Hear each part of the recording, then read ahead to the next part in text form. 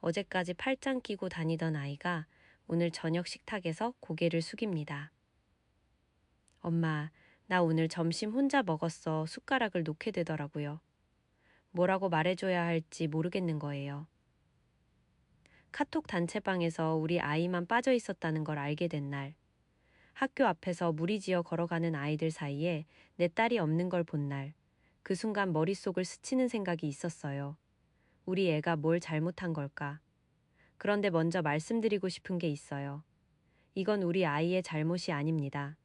그리고 놀랍게도 저 무리에서 빼는 아이의 잘못도 아닌 경우가 대부분이에요. 지금부터 그 이유를 말씀드릴 건데 이걸 이해하고 나면 아이를 바라보는 시선이 달라지더라고요. 우리 아이들의 무리를 이해하려면 먼저 하나의 비유를 기억해 주세요. 교실은 하나의 작은 생태계입니다. 숲의 다양한 생물이 각자의 자리에서 역할을 하듯 아이들도 무리 안에서 자기만의 생태적 지위를 갖습니다. 영국 심리학회가 정리한 아동 우정 연구를 보면 여자아이들은 남자아이들에 비해 더 작고 친밀한 우정 집단을 형성한다고 합니다.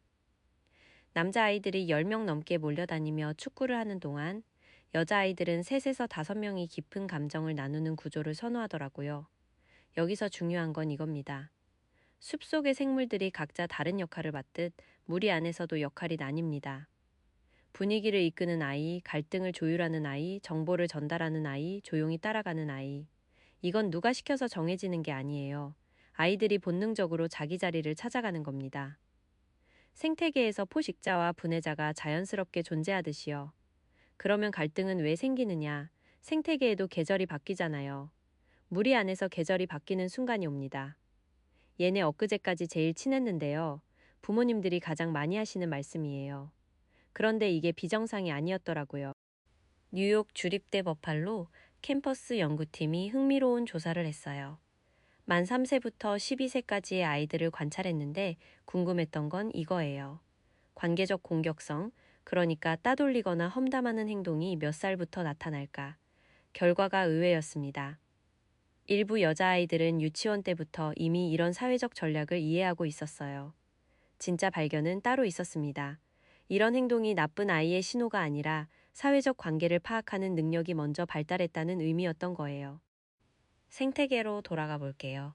봄에서 여름으로 넘어갈 때 숲에서는 자리 다툼이 벌어집니다. 햇빛이 제한되니까요. 교실도 마찬가지예요. 친밀함이라는 자원은 한정되어 있거든요. 셋이서 놀다가 넷이 되면 누군가는 밀려나는 느낌을 받습니다. 이건 잔인함이 아니라 작은 생태계가 균형을 찾아가는 과정이에요. 그러면 부모가 그 애랑 다시 놀아봐 라고 하면 해결될까요? 그게 아닙니다. 너도 다른 애들이랑 놀면 되지. 저도 처음엔 이렇게 말했거든요. 아이가 속상해하면 빨리 해결해주고 싶으니까요. 그런데 이 대응이 왜 통하지 않는지 이유를 알고 나서 후회했습니다. 초등학교 시기의 여자아이에게 무리는 단순한 놀이친구가 아니에요. 레이든 대학교 발달심리학과의 연구에 따르면 만 10세에서 18세 사이 아이들 대부분이 자기 인생에서 가장 중요한 사람 3명 안에 친구를 꼽는다고 합니다. 그런 아이에게 다른 데 가서 놀아라는 말은 생태계 전체를 떠나라는 말과 같아요. 더 큰 문제가 있어요. 부모가 직접 개입해서 상대 아이의 부모에게 연락하거나 선생님께 중재를 요청하는 경우, 단기적으로는 상황이 나아지는 것처럼 보이지만 아이가 스스로 갈등을 해결하는 기회를 빼앗는 거더라고요. 생태계 비유로 하면 토양이 식물 대신 직접 햇빛을 받으려고 하는 격이에요. 토양은 식물이 뿌리를 내릴 수 있도록 영양분을 주는 역할이지 식물이 되어선 안 됩니다. 그러면 뭘 어떻게 해야 하느냐? 여기서부터가 진짜 중요합니다. 존 가트맨 박사 연구팀이 부모의 감정 코칭과 아이의 자기 조절 능력 사이의 관계를 연구했어요. 공격적이고 또래에게 거부당하는 아이들과 인기 있는 아이들을 비교했는데 결정적 차이를 만든 건 아이의 성격이 아니었습니다. 부모가 아이의 감정을 어떻게 다뤄주느냐였어요.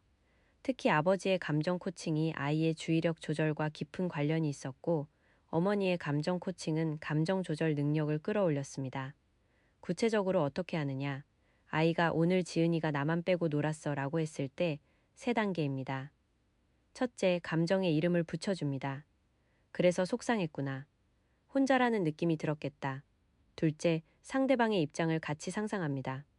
지은이는 그때 어떤 기분이었을까?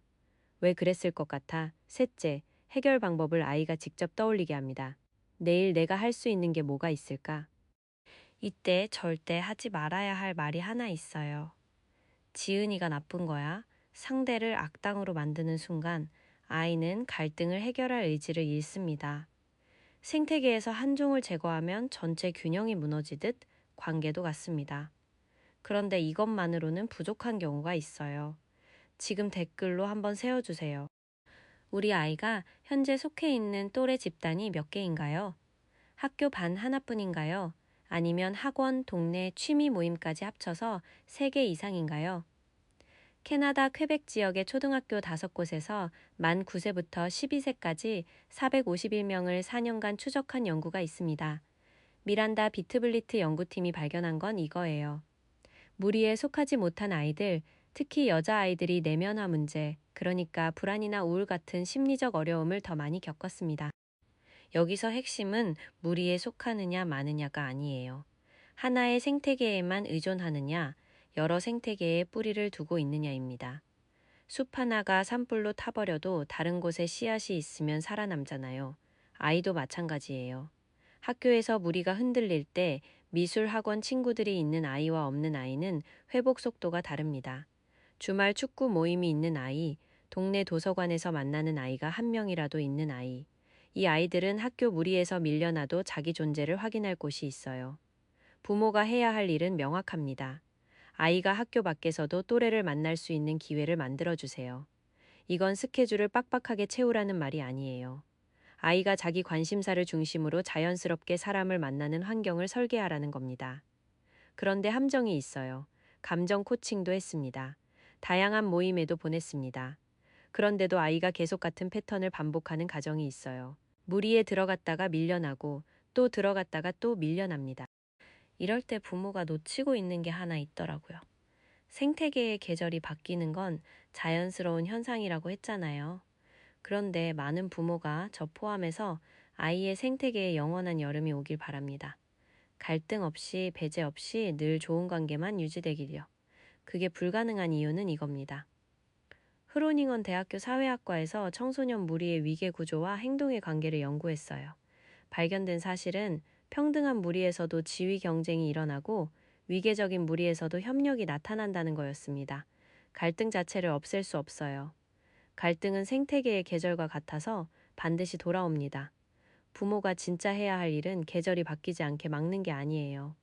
어떤 계절이 와도 버틸 수 있는 뿌리를 키워주는 겁니다. 감정 코칭, 다양한 관계, 이 모든 솔루션이 하나로 연결되는 상위 원리가 바로 이거였어요. 회복력, 관계에서 넘어져도 다시 일어나는 힘. 그 힘은 한 번도 넘어지지 않은 아이한테서 생기는 게 아니라 넘어진 뒤에 일어난 경험이 있는 아이한테서 자랍니다. 오늘 이 영상을 끝까지 보신 분은 이미 한 가지를 증명하셨어요. 아이의 관계를 대신 살아주려는 게 아니라 이해하려고 하셨다는 것. 생태계에서 토양은 눈에 잘 보이지 않습니다. 꽃이 피면 꽃이 칭찬받고 열매가 열리면 열매가 주목받아요. 하지만 그 모든 것의 시작은 토양이었잖아요. 당신이 오늘 밤 아이 옆에 앉아서 오늘 학교에서 기분이 어땠어? 라고 한마디만 물어보세요. 판단하지 말고 해결하려 하지 말고 그냥 들어주세요. 그 한마디가 토양에 물을 주는 일이에요. 아이는 그 위에서 자기만의 뿌리를 내리고 자기만의 계절을 지나고 결국 자기만의 숲을 만들어갈 겁니다.